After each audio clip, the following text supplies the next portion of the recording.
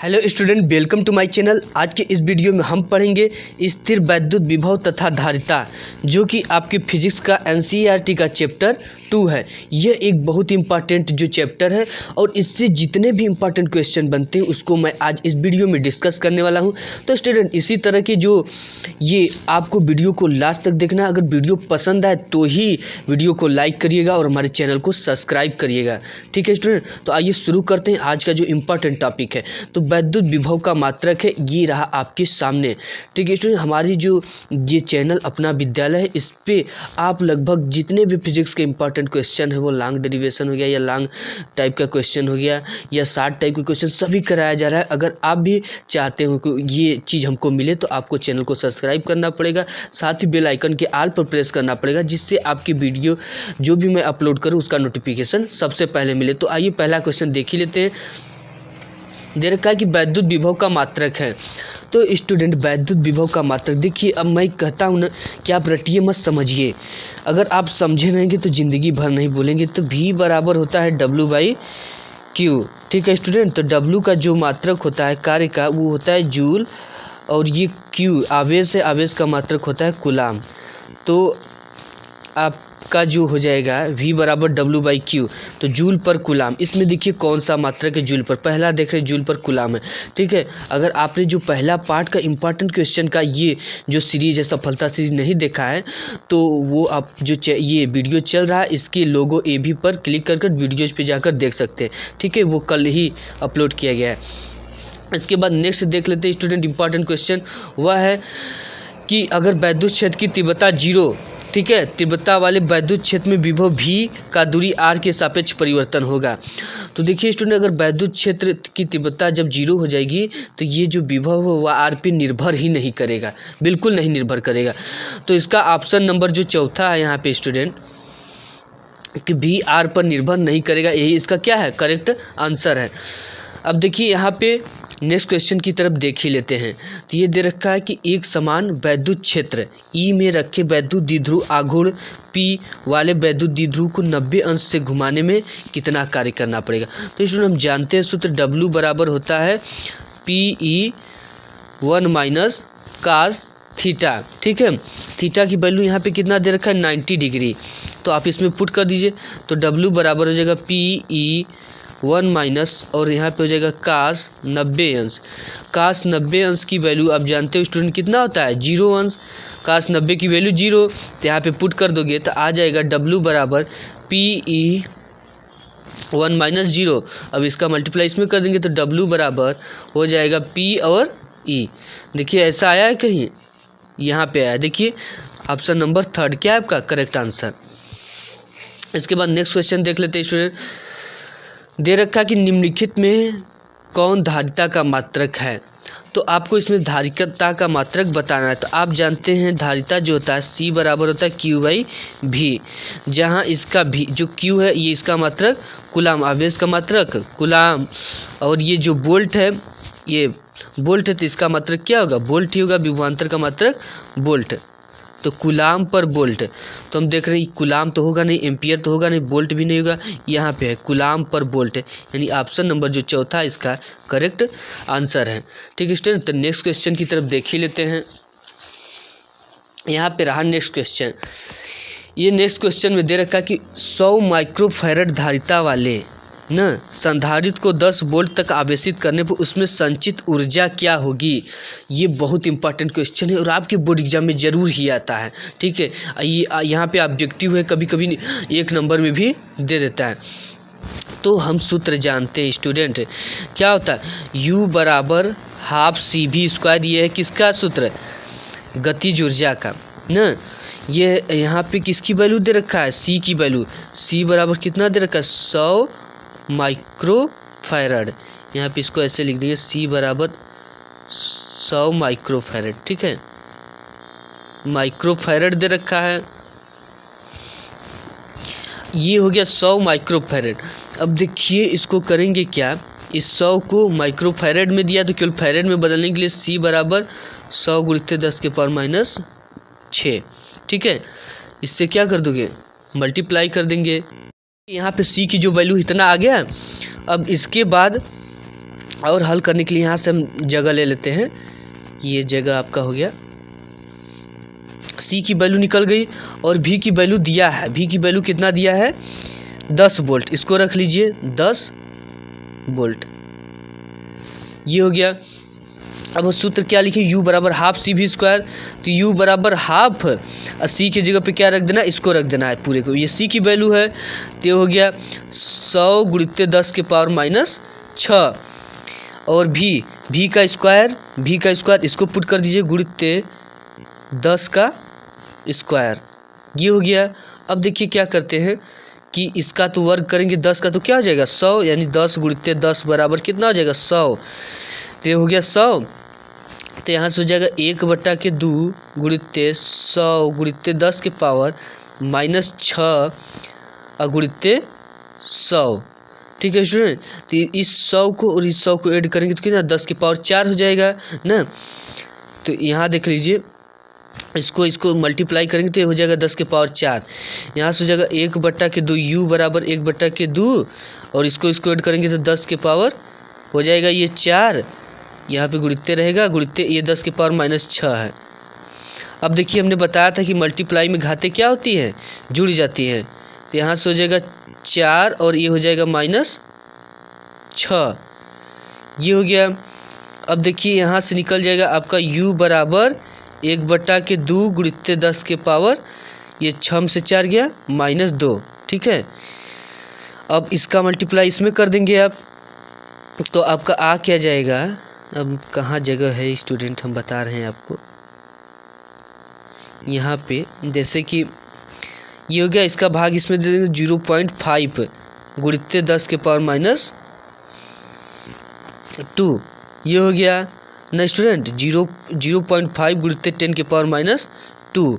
अब इसको करना क्या है कि इसको इस पॉइंट को इधर लाना है ना, इस पार लाना है। तो हम इसमें क्या करेंगे? 10 से गुणा करेंगे और 10 से भाग दे देंगे। तो देखिए हम यहाँ पे दे रहे हैं, इसमें 10 से गुणा कर देंगे तो ये हो जाएगा 5 और 5 गुणित 10 के पावर -2। 10 से भाग देंगे तो ये इसके पावर पे क्या है?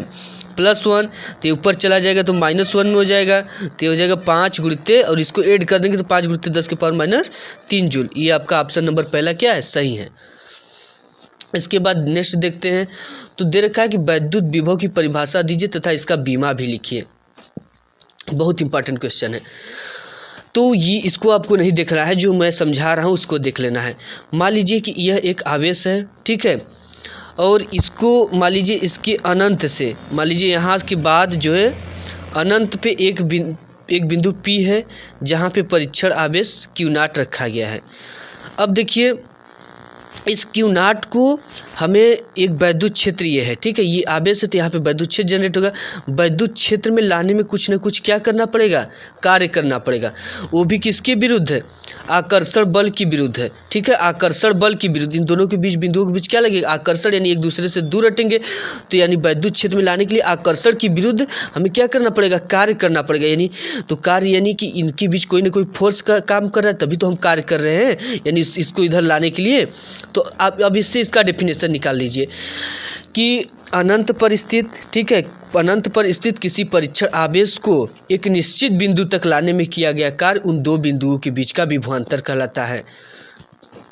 एक बार फिर, अनंत से किसी परीक्षण आवेश को एक निश्चित बिंदु तक, यानी यहाँ तक, ठीक है, यहाँ तक एक निश्चित बिंदु तक लाने में जो कार्य W किया जाता है उसे ही क्या कहते हैं? उन दो बिंदुओं के बीच, इन दो बिंदुओं के बीच का विभवांतर कहते हैं। अब देखिए इसमें भी वही लिखा है, देखिए पढ़ लेते हैं इसको। वैद्युत क्षेत्र में किसी बिंदु पर वैद्युत विभव भी परीक्षण आवेश Q0 को अनंत से उस बिंदु तक लाने में किया गया कार्य W के अनुपात को वैद्युत विभव कहते हैं। तो अब इसका जो सूत्र होगा V बराबर हो जाएगा क्या? W/Q। ये होता है। अब देखिए इसके मात्रक की बात करते हैं तो W का मात्रक यानी कार्य का मात्रक जूल और इसका आवेश का मात्रक कूलाम। ये हो गया कूलाम। अब देखिए स्टूडेंट, जूल यानी ये जूल क्या है? कार्य का जो मात्रक होता है वो बल गुणे विस्थापन होता है। बल गुणे बल की दिशा में विस्थापन होता है ना। बटे के कूलाम को हम क्या लिख सकते हैं? Ampere second. Ampere into second. Q बराबर I इंटू T होता है। अब देखिए बल हो गया। अब इसके बाद बल का जो बीमा होता है उसको लिख दीजिए आप mLT पे -2। ये देखिए विस्थापन है, विस्थापन का बीमा क्या होता है L। अब इसके बाद एम्पियर, एम्पियर को A से दिखाते हैं और सेकेंड को T से। इसको सॉल्व कर देंगे, आएगा क्या, देखिए मल्टीप्लाई में घाते जुड़ जाती है तो L का जगह M, L 2 ठो तो 2 ठो लिख देंगे, LL T पे -2। अब इसको सॉल्व कर दीजिए, इन दोनों को एक ही कोष्ठक ब्रैकेट में कर दीजिए, A और T हो गया। तो ये ऊपर आएंगे तो क्या हो जाएगा, T पे इनवर्स हो जाएगा और A पे इनवर्स हो जाएगा। अब देखिए ये T पे इनवर्स से दोनों जुड़ जाएगा, T के पावर -3 हो जाएगा। तो इसका जो बीमा आ गया mLT पे -3 A पे इनवर्स, ये हो गया। ठीक है, नेक्स्ट इंपॉर्टेंट जो क्वेश्चन स्टूडेंट वो है, एक सेमी त्रिज्या के गोले को 1 कूलाम आवेश देने पर गोले के पृष्ठ पर उत्पन्न विभव की गणना कीजिए। अब देखिए यहाँ पे 1 सेमी त्रिज्या दे रखा है, ठीक है। आर की जो वैल्यू है वो दे रखा 1 सेमी। अब इसे हमें किस में बदल देना, मीटर में। 1 गुणित 10 के पावर -2 मीटर, यानी कि 1 मीटर बराबर 100 सेंटीमीटर। तो ये 1 गुणित 10 के पावर -2 मीटर। इसके बाद स्टूडेंट यहाँ पे Q कूलाम भी दे रखा है, यानी आपका आवेश Q की जो वैल्यू 1 कूलाम भी दे रखा है। अब आपको सूत्र लगाना है, केवल सूत्र क्या लगाएंगे स्टूडेंट, हम जानते हैं कि V बराबर सूत्र होता है विभव निकालने के लिए 1/4 पाई एप्सिलॉन नॉट Q/R। अब देखिए इसकी वैल्यू जो होती है 1/4 पाई एप्सिलॉन नॉट की 9 × 10 के पावर 9, और उसके बाद Q की वैल्यू दे रखा है 1 और R की वैल्यू क्या दे रखा है 10 के पावर -2। 1 × 10 1 की कोई वैल्यू नहीं है। इसके बाद इसको सॉल्व कर दीजिए, 9 गुणित 10 के पावर 9 गुणित 10 के पावर, ये ऊपर जाएगा तो +2 हो जाएगा, ठीक है। तो ये हो जाएगा 9 गुणित 10 के पावर 9 2 को जोड़ देंगे तो 11। अब यहाँ पे ये V है तो V का मान वोल्ट में लिख देंगे, ठीक है। वोल्ट में भी आप लिख सकते हो, जूल पर कूलाम भी लिख सकते हो। अब इसके बाद नेक्स्ट क्वेश्चन देख ही लेते हैं स्टूडेंट। एक प्रोटॉन 500 वोल्ट की विभवांतर से त्वरित किया जाता है, प्रोटॉन का गतिज ऊर्जा ज्ञात कीजिए। तो गतिज ऊर्जा का जो सूत्र होता है स्टूडेंट, U बराबर U, गतिज ऊर्जा को U से U बराबर होता है V × Q, ठीक है। जैसे आप जानते हो कि V बराबर क्या होता है, W/Q होता है ना। तो W की वैल्यू यहाँ पे जो कार्य हो रहा है ये गतिज ऊर्जा के रूप में हमें प्राप्त हो रहा है, तो W बराबर हो जाएगा V × Q, ठीक है। यहाँ से आपको समझने के लिए हमने बताया है। तो ये V की वैल्यू यहाँ पे 500 वोल्ट दे रखा है, हम लिख देंगे कि V की वैल्यू जो दिया है वो 500 वोल्ट दिया है और इसके बाद कुछ भी नहीं दिया है। तो आपको क्या करना है, U बराबर 500 गुणित ये Q क्या है, आवेश है, तो इलेक्ट्रॉन पे आवेश कितना होता है 1.6 × 10 के पावर -19। अब इसे आप सॉल्व जब करोगे तो आपका आएगा क्या, देखिए ये 500 है, ठीक है। तो ये मान लीजिए हम इसको समझा दीजिए, ये इसको 5 गुणित 100 लिख सकते हैं स्टूडेंट। तब 100 पंचे 500 इंटू 1.6 × 10 के पावर -19। अब देखिए करते क्या है कि 5 का 16 में, तो 16 × 5 = 80, आप जानते हो। तो एक 0 है तो इस दशमलव लगा देंगे तो ये हो जाएगा 8। और गुणित ये देखिए 100 को क्या लिखते हैं 10 के पावर 2 लिख सकते हैं, तो हो गया 10 के पावर -19 गुणित 10 के पावर 2, 10 में 100।